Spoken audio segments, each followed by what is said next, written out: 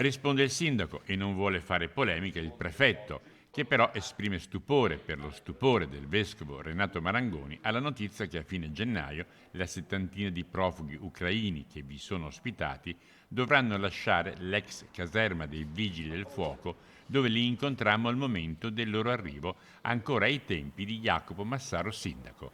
Per 27 di loro comunque è già stata trovata una soluzione che ne garantirà la permanenza in città collocandoli in appartamenti messi a disposizione dal comune. Dispiace sicuramente percepire, ecco, dai giornali il polverone che si è sollevato attorno a questa questione.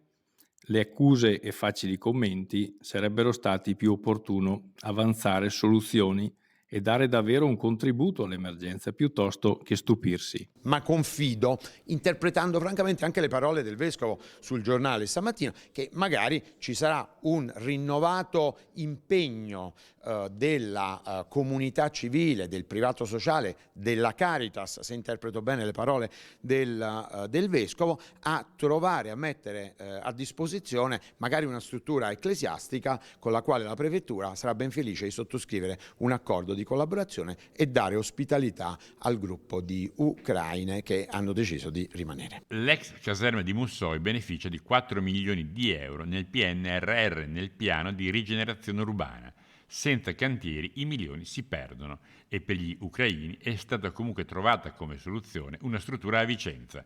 27 a parte, tra loro c'è già chi si è defilato e c'è chi sta pensando di farlo.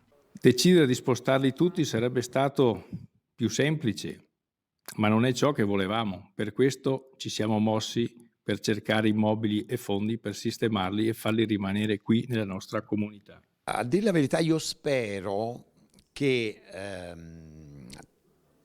trovino un'accoglienza, noi l'abbiamo definita spontanea, da parte di connazionali o famiglie italiane che vogliono dare loro ospitalità.